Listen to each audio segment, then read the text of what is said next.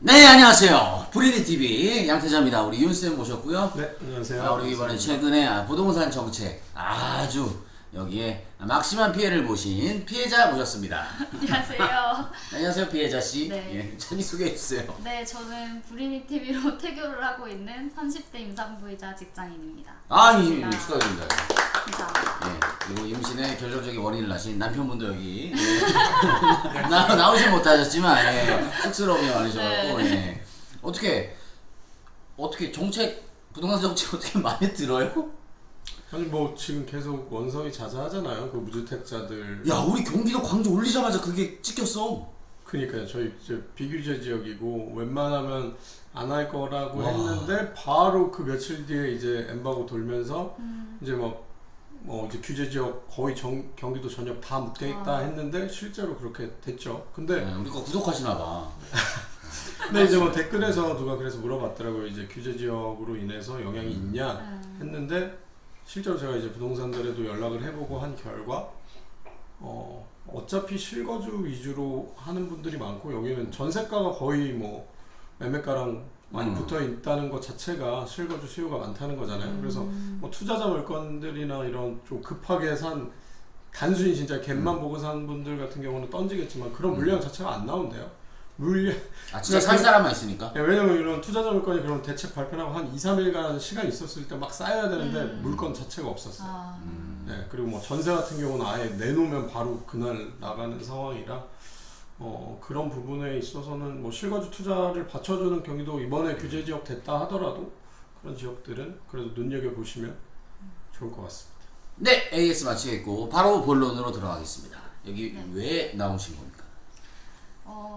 몇 가지 그냥 제가 이제 결혼을 하고 아이가 생기다 보니까 계획을 그냥 나름 조금 구체화 시켜봤는데 아직도 좀 되게 장황한 그런 거예요. 그래서 몇 가지 제가 시나리오를 좀 준비를 해서 경험이 많으신 우리 아니요, 잘 만나셨습니다. 남편 아무것도 안 하고 있어요. 둘 중에 하나만 하시면 됩니다. 네, 이제 맞아, 둘 중에 하나만.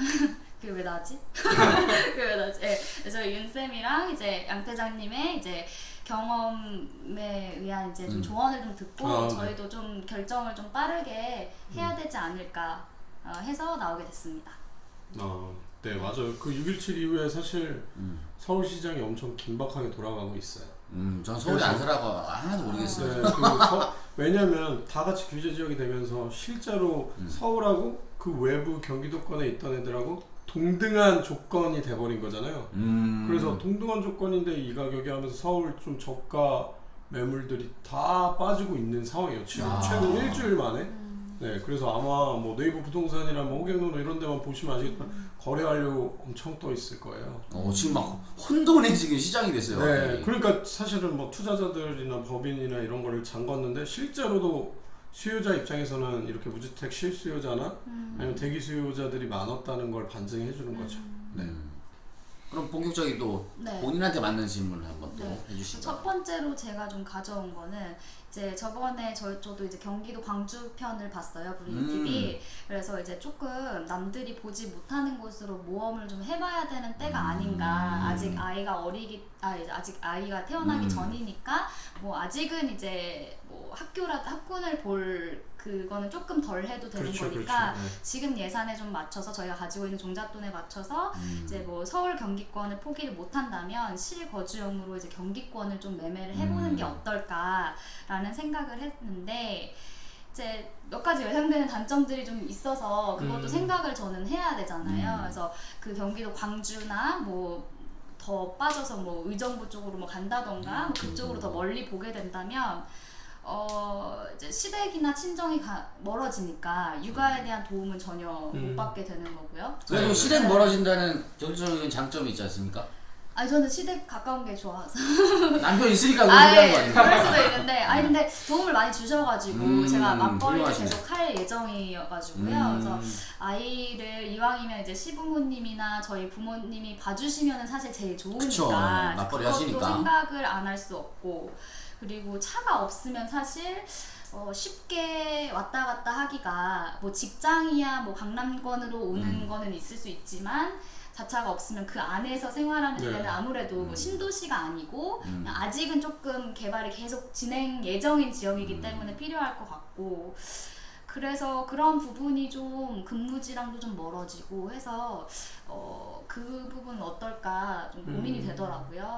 일단은 그러면 시댁은 어디고 친정은 어디예요? 시댁은 저희가 지금 판교 운중동? 아, 운중동, 판교. 네, 서판교. 네, 서판교 운중동에 계시고요. 저희 친정은 이제 사당이라 사당. 사실은 가까운 데가 너무 좋은데 그 가까운 데가 사실 좀 비싼 중간. 지금은 이미 비싼 걸로 알고 맞아요, 있어요. 맞아요. 네. 그래서 일단은 시나리오 첫 번째로 가져오긴 했는데 뭡니까?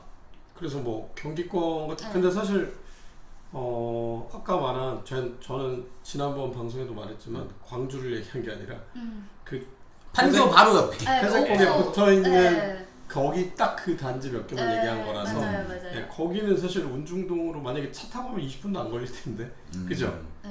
왜냐면 저희 집까지 한 10분 정도 걸리니까 얘도 판교 살거든요. 네. 그래서 제가 근데 검색했을 때는 그때는 이제 주중이라 그런지 몰라도 한 40분이 찍히더라고요 자차로. 그래서 지금 아마 이렇게 찍으면 멀지? 20분 나올 거예요. 네네네. 지금 찍으면 예. 그리고 그래서 거기 이제 판교에서 사당, 판교역에서 사당 가는 거는 또 그래서 사실 운중동하고는 근거리이긴 하거든요. 뭐 그게 사실. 엄청 멀다라고 보기는 좀 그렇고. 그렇죠. 그한 율동공원 좀 그쯤에서 간다고 보시면 되니까. 그래서 거기는 좀 그렇고 만약에 두 분 얘기 들어봤을 때 뭐 방배동이니까 또 직장 네. 뭐 경기권으로 하면 경기 남부 아까 말한 그 단지들이나 우리 동네. 아니면은 그 저번에 얘기했던 뭐 구성 구성 쪽도 근데 많이 올랐으니까 CTX. 사실 구성 쪽에 지금 좀 괜찮은 게 지역주택조합 내년에 입주하는 거 하나 있어요. 구성 1스테이트라고. 그리고 만약에 조합원 조건 되면은 25평 기준으로 한 4억 2천 정도 사는 거니까. 싸다. 그리고 내년 입주고. 네네. 그리고 일단 그쪽이 쭉 신축 라인 들어오고 일단 플랫폼 시티 들어오고 그리고 아마 올해 말 정도에 그쪽에 MGM이라고 그 부동산 개발업체 쪽에서 그 구성 서울 자리 밀어내고 드디어 주상복합 분양할 거예요. 근데 걔가 그러면은 가격을 아마 엄청 끌어줄 거거든요. 그 인근 단지라서 그것도 한번 눈여겨보시면 좋을 것 같아요. 진짜 맨날 또 자전거 타러 다니는 데거든요. 네, 그래서 서울유가 드디어 없어집니다. 물론 서울 쪽 뭐 지금 방배니까 서울 쪽으로 넘어가시는 것도 뭐 있다. 근데 지금 이 시나리오는 경기권을 여쭤보신 거니까 경기권도 충분히 대안이 될 만한 곳은 있다라고 말씀드리고 싶습니다. 또 남편분이 열심히 또 적고 계십니다. 2인 1조. 예. 네. 네. 그래서 경기권도 이제 북부보다는 그래도 남부. 이제 왜냐면 쪽이 이제 일이, 친정과 또 친정이랑 시댁도 접근성이 그나마 그렇죠. 경기 남부권이 그러네요. 있어야 네. 할 수 있고 그리고 경기 남부권이 제일 뜨겁잖아요 사실 북부권보다. 그리고 너무 멀어지잖아요 진짜. 그쵸, 그럼 아예 생활 근거지 자체가 달라지는 거니까 맞아요. 그 생활 근거지 그래도 안에 조금 이제 뭐 출퇴근 시간이 있더라도 너무 무리한 시간 정도는 아닌 데로 가야죠. 직주 근접이 그래도. 경기도가 북부가 전통적으로 이게 약간 좀 발전이 안 돼서 근데 남부권이 너무 오른 거는 맞아서 그 남부권에서 아까 말씀드렸던 몇몇 저평가 단지를 찾아서 들어가야죠. 그래서 가려서. 일부러 이번에 이재명 도지사가 취임했을 때 북부지사에도 의무적으로 한 일주일에 한 2일 정도는 출근을 하셨었어요. 네, 그래서 북부청사도 있거든. 의정부. 일부. 의정부. 그리고 지금 수원에 있지만 이제 곧 이제 광교로 또 이사를 오기 때문에 이 주변이 핫해질 겁니다. 더. 광교는 뭐 이미 어너더 레벨이라. 예. 일부 단지는 뭐 판교보다도 더 훨씬 비싸서. 네, 또 다음 질문. 알겠습니다. 다음 질문은 이제 좀 경기도권은 간다는 거는 지금 있는 예산에서 사실 이제 약간의 무리는 있지만 크게 무리는 사실 아닌 정도예요. 근데 지금 하루하루 뭐 저희 이제 그런 부동산 정책도 그렇고 바뀌는 게 많으니 이제 하루가 시급하다. 좀 공격적으로 대출을 좀 많이 이렇게 받더라도 좀 공격적으로 가야 되지 않을까 해서 올라도 좀 서울이라든지 핫한 경기도에서도 좀 핫한 지역 있잖아요. 네. 그런 지역으로 좀 그런 지역이 무조건 오른다는 가정이 좀 더 확실하다. 더 공격적으로. 네. 대출 풀 대출. 네, 가면은 이제 전세를 껴야 가능하겠죠 아무래도. 갭 투자. 그렇게 해서 가면은 이제 저희는 만약에 저희는 실거주는 못 하게 되는 거잖아요. 전세를 끼다 보니까. 그래서 그렇게 되면 뭐 지방 저희 남편 근무지가 이제 지방이다 보니까 그쪽으로 잠깐 내려가서 뭐 1, 2년 뭐 2, 3년 살던지 아니면은 다른 방법은 뭐 빌라라든지 뭐 오피스텔 뭐 원룸 투룸 같은 데를 이제 구해서 살던가 뭐 그런 방식을 좀 생각을 해봤어요. 그래서 왜냐하면 1, 2년이 다르게 지금 막 오른다는 얘기가 있으니 우리 집 1년 만에 2배 그러니까요. 됐습니다, 여러분. 네, 이런 2배가 있고 그러니 이게 가능한 얘기일까? 좀 궁금해서. 그러니까 일단 막 달리는 말을 잡아놓고는 싶은 거잖아요. 그쵸. 잠깐 메어놓고. 근데 이제 그러려면은 두 분이 또 다른 뭐 일단 금액적으로도 무리를 하셔야 되고 실제로 막 사는 부분에 있어서도 네. 무리를 해야 되는데 그렇게까지 해야 되냐라는 건데 이거는 진짜 어떤 투자자마다 성향이 다르긴 한데 맞아요. 저는 진짜 이 집이라는 게 네. 단순히 진짜 100% 투자 목적은 아니라고 생각을 하거든요. 전 그래서 얘가 뭐 3억 오를 집인데 뭐 제가 가가지고 막 아이랑 저랑 막 고생하면서 여기에 한 2년 막 살아야 돼요. 저랑 아무 근거지도 없고 아무 뭐 가족도 없고. 네. 근데 여기는 뭐 어느 정도 이 정도 오를 것 같아요. 오를지 안 오를지 모르죠 사실. 네. 네. 그리고 여기는 한 이 정도 오를 것 같은데. 네. 근데 저희가 너무 주거 만족도도 좋고 주변에 제 가족 지인들이 다 있고 전 그러면 전 그렇다면. 무조건 여기거든요. 네. 이걸 단순히 그렇게만 하기에는 너무 삶이 피폐해질 것 같아서 맞네요. 그래서 물론 그러니까 장기적으로 내가 살고 싶은 집 실거주하고 쭉 살고 싶은 집이라서 그거를 근데 너무 살고 싶은데 이건 영원히 이제 못 살 것 같다 지금 안 사면 그런 상황이면은 그런 부분을 약간 고려는 해봐야 될 것 같긴 한데 근데 이제 아이가 있으시고 네. 곧 태어나게 되면 또 되게 많은 환경들이 네, 바뀌잖아요. 근데 그런 리스크를 안고서 하는 부분에 대해서는 한번 가족회의 해보셔야 될 것 같아요. 네. 이거는 한번 저도 이제 뭐 방송 끝나고 나서 한번 같이 얘기해 보시는 걸로. 그러니까 사실 이 시나리오를 생각한 이유 중에 가장 큰 하나는 제가 생각해도 제가 이제 계속 일을 하고 싶어 하는 사람이기 때문에 좀 어떻게 보면 제 커리어를 이제 좀 중단을 하고 일시 중단을 하고 가는 거잖아요. 리스크가 큰 거긴 한데 왜 이렇게 생각을 했냐면 저는 제가 주말부부 하는 거에 불만이 없었는데 이제 임신을 하다 보니 진짜 이건 같이 해야 되는 거구나 라는 생각이 들어서 남편분이 주말부부를 굉장히 즐기고 있었다는 소문이. 근데 만약에 아이가 태어나면 그거는 더 심해질 게 100% 확실하거든요. 맞아요. 그래서 저도 지금 애가 이제 갓 2돌 지났는데 죽으려고 그럽니다 여러분. 너무 그런 부분을 이거 혼자서 아무리 그러니까 여자 육아휴직을 해도 맞아요. 그거를 만약에 독박으로 가게 되면 그거는 가정이 좀 흔들릴 수도 있을 것 같더라고요. 그래서 어떻게 보면 저 같은 케이스가 하나의 지금 30대 부부들의 현실일 수가 있을 것 같아서 제가 생각해도 좀 약간 뜬구름 같긴 했지만 그냥 브리니 TV에 같이 공유를 하고 싶어서 그래도 생각은 해볼 근데 수 이거 있을 뿐만 만한. 아니라 실제로 이렇게 하는 분들이 되게 많아요. 많은데 이제 저는 이제 그분들 같은 경우 이제 신혼부부나 뭐 이러는데 아이가 이제 있으니까 좀 그 부분은 더 고려는 해보긴 해야 될 것 같아요. 이 시나리오 하는 거. 근데 물론 뭐 투자적으로 나쁜 시나리오는 아닌데 1, 2년 전만 많이 하고 있는 하더라도 방법이 딱 하면은 좋았을 텐데 아무래도 이게 악이라는 가장 소중한 1순위가 아무래도 악이니까. 맞아요. 제일 중요하죠. 그래서 이 부분은 한번 가족회의를 해보고 만약에 하신다면 그때 또 한번 말씀드리는 걸로. 한번 또 아기의 의사도 한번 나중에 물어보시고. 다음 질문. 알겠습니다.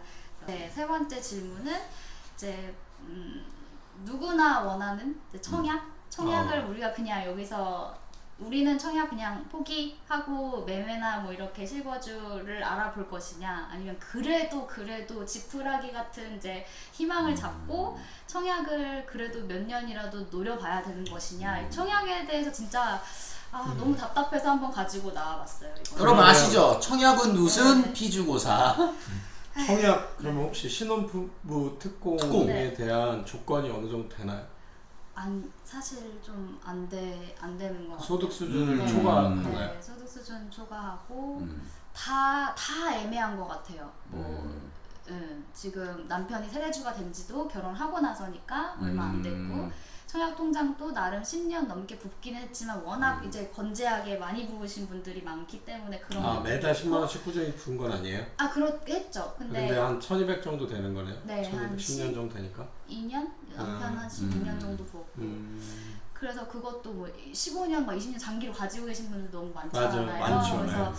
그것도 뭐 그렇다고 우리가 막 그쪽으로 만점이다 막 이렇게 보기에도 애매한 지금 그러네요. 상황이에요. 다 되게 애매하네요. 애기도 막 한 3명 있고 뭐 그런 것도 아니고 지금 이제 첫 아이이기 때문에 일단은 신혼 특공이 안 되는 조건이면 네. 청모 피사가 괜히 나온 말도 아니고 로또 청약이 괜히 나온 말이 아니잖아요. 근데 이게 진짜 네. 다 맞는 얘기라서 그러니까 그거 하나만 믿고 네. 가만히 있기에는 너무 그쵸. 시장도 빨리 움직이고 있고 그리고 실제로 상방으로 갈 수 있는 여력들이 꽤 돼서 그거 이제 마지막에 말씀드리겠지만 그래서 저 같은 경우도 마찬가지거든요. 네네. 저도 이제 처음에 부부교사다 보니까 둘이 버는 게 그렇게 많지가 않아요. 이게 뭐 실수령액 까기도 좀 뭐한데 공무원이니까. 네, 그래서 저는 뭐 10년 차 넘었는데도 실수령액 뭐 300도 안 됐어요.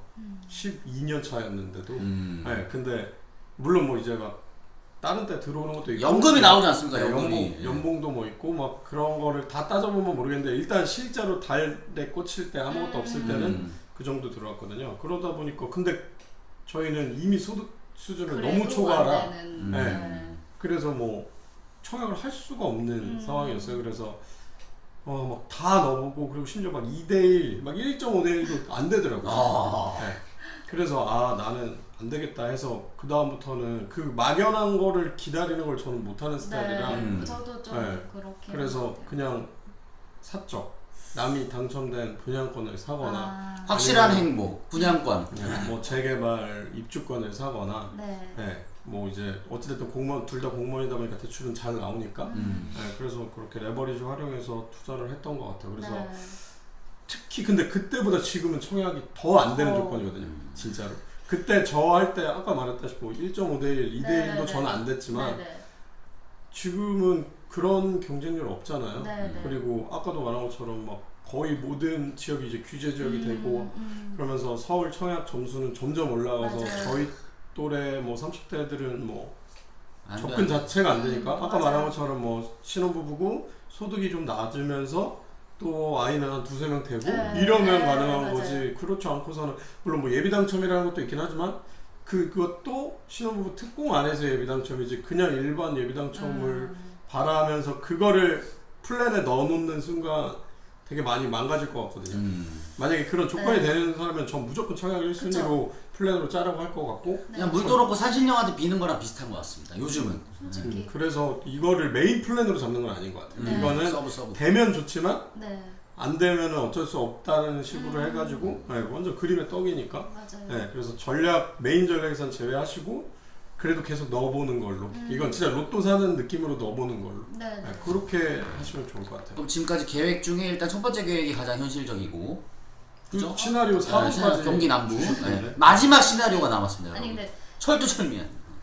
아니 시나리오 4는 그냥 저도 불인이기 때문에 제가 이렇게 뭐 나름 조금 공부해서 알아온 거는 한 시나리오 1, 2, 3인데 이제 네 번째 거 같은 경우에는 혹시 이제 저희 지금 상황에 맞게 한번 쭉 들어보셨으니까 이제 양태자님이나 우리 윤쌤이 혹시 추천해 주실 만한 뭐 이런 거를 한번 해보세요 뭐 라는 게 있으면 도움이 될 것 같아서 윤쌤의 추천. 일단 제가 생각하는 향후 2-3년간은 일단 집값이 오를 거라고 생각해요. 제 생각은. 물론 뭐 떨어질 요소도 있고 뭐 이 코로나가 엄청 심해지고 앞으로 더 계속 악화되고 이러지 않는 이거를 배제하면은 오를 요소가 더 많다고 생각하거든요. 그래서 이거 우리 또 부인이잖아요. 그래서 어려운 용어 하나도 없이 딱 중학교 사회책에서 나오는 근거들로만 말씀드릴게요. 쉽게. 일단 첫 번째는 시장에 넘치는 유동성이에요. 지금 보면 현재 시장의 유동성, 그러니까 M1 통화, M2 통화 이거는 뭐 중학교 수준은 아니니까 어쨌든 일단 기본적으로 금리가 너무 낮아. 당장 돈을 이제 뭐 가져다 쓸 수 있는 돈, 향후 2년 안에 빼서 쓸 수 있는 돈까지 하면 네. 그 유동성 통화량이 지금 한 33% 정도 되거든요. 근데 그게 지금 30% 넘을 때마다 부동산 폭등이 왔었는데 네. 그게 이제 아. 1986년 7년도에 네. 그게 이제 한 38%? 뭐 이래갖고 엄청난 폭등이 왔었고 그 다음에 2004년도에 네. 이게 또 35% 정도 되면서 엄청난 폭등이 왔잖아요. 네. 2009년까지 날아갔잖아요. 그 금융위기 오기 전까지. 네, 네. 근데 지금 현재 시중에 있는 M1, M2 통화 합산하면 한 33% 정도 되거든요. 그러면 이게 약간 2004년 시장하고 너무 많이 닮았어요. 네. 그때도 엄청난 규제를 했고 네. 다 찍어 눌렀는데 결국 유동성이 폭발해버렸죠. 네. 그 2005년 하반기부터. 그러면서 막 2006년 같은 경우는 뭐 서울 같은데 한 37%막 이렇게 폭등하고 전국이 20몇 프로 폭등을 했으니까. 그래서 그때 시장은 좀 유동성 측면에서 물론 그때보다 경제적으로 안 좋아진 거는 네. 네, 펀더멘털이 약해진 건 맞는데 근데 정부에서 유동성은 찍어 누르는 정책만은 똑같은 것 같아요. 네. 강남 재건축도 20년에서 노무현 정부 때 40년으로 갑자기 바뀌어버렸잖아. 그러면서 아까 이게 폭등하면서 87년에서 90년까지 부동산 폭등했었고 2005년부터 9년까지 폭등했었고 이 엄청난 유동성. 네, 그래서 우리가 중학교 사회책에서 보면 통화량이 증가하면 어떻게 되죠? 어떻게 되나요? 화폐 가치가 떨어지죠. 네. 돈이 많으니까. 실물 자산은 그냥 얘가 가치가 올라가는 게 아니라 화폐 가치가 떨어져서 실물 자산이 상승하는 사는 거잖아요. 것처럼 보이는 네. 거. 그래서 통화량이 너무 많으니까 네. 화폐 가치가 떨어지고 실물 자산이 상승하는 거죠. 네. 금. 그런 원인들. 그리고 아까 말한 저금리로 인해서 이 유동성에 또 더 많은 유동성이 물론 이제 정부가 대출 규제를 많이 하고 올해는 있지만 코로나 때문에 동학개미운동에 우리 같은 사업인들의 맞아요. 돈이 50조예요 50조. 맞아요. 그리고 또 하나 얘기하자면은 이제 가장 기본 경제의 가장 기본 원리 수요 공급. 결국은 아까도 말한 것처럼 대기 수요자나 실수요자나 무주택 엄청 많아. 실수요자들이 너무 많은데 근데 이제 사람들이 거의 이런 부동산을 사고 싶어하는 사람들 네. 투자자들로 치부하고 뭐 하는데 실제로 주변만 봐도 다 알다시피 이런 거를 내 집 마련 하나 하고 싶은 사람들이 너무 맞아요. 많은데 그에 비해서는 공급이 지금 너무 줄어들었어요. 그리고 내년 같은 경우 입주 물량 올해 절반이거든요. 아야. 그리고 향후 2, 3년간 입주 물량이 되게 많이 줄어들었어요. 네. 그리고 지금 코로나 왜냐면, 때문에 건설 경기도 침체되고. 이 공급을 시작하고 나서 이제 입주 때까지 한 2, 3년의 텀이 있잖아요. 네. 그게 이제 지금 그 공급이 줄어든 지가 좀 된 거죠. 그러다 보니까 이 입주 물량은 줄어들었고 신축은 그러니까 또 재개발, 재건축 조이면서 신축은 더 없어지고 네. 근데 이제 또 누구나 신축을 사고 싶어 하는데 맞아요. 신축은 이제 뭐 신축이라는 이유만으로 뭐 입주와 상관없이 엄청 비싸지고 있는 상황이니까 그래서 이런 공급 물량이 너무 들고 있다. 그리고 향후 2, 3년간은 뭐 이거는 뭐 죽었다 깨어나도 공급 물량을 늘릴 수가 없죠. 2, 3년 전에 했어야 되는 거니까. 그런. 네. 그래서 그런 공급 물량 감소. 하지만 수요자들은 여전히 원하는. 네. 그래서 수요 대비 공급이 줄어들었기 때문에 상승할 여력이 더 있다라고 말씀드리고 싶고요. 하루라도 네. 빨리 사야 되겠다. 그 다음에 이제 계속되는 규제. 네. 그리고 이번에 이제 뭐 임대차 3법 얘기하면서 전세 가격이 계속 올라가고 있어요. 실제로 뭐 보시면 아시겠지만 뭐 내가 몇 군데 찍어서 원하는 단지 찍어서 보시면 전세 거래 어떻게 되고 있는지 보시면 알겠지만 전세 물건이 없어요. 그리고 전세 가격이 물건이 없다 보니까 이것도 마찬가지 그쵸. 수요 공급이죠. 계속 전세를 많이 내놓으면 당연히 전세 가격이 떨어지겠지만 이제 아까도 말한 것처럼 투자자들이 여러 채를 투자할 수 없기 네. 때문에 다 실거주 투자로 들어가면서 전세집을 빼고 내가 들어가는 거예요. 그럼 전세 물량이 없어질 거 아니에요. 네. 그러다 보니까 그리고 또 이제 뭐 예를 들어 전세를 연장한다. 그럼 신규 전세를 얻고 싶어하는 사람들의 전세 물량도 없어지는 거죠.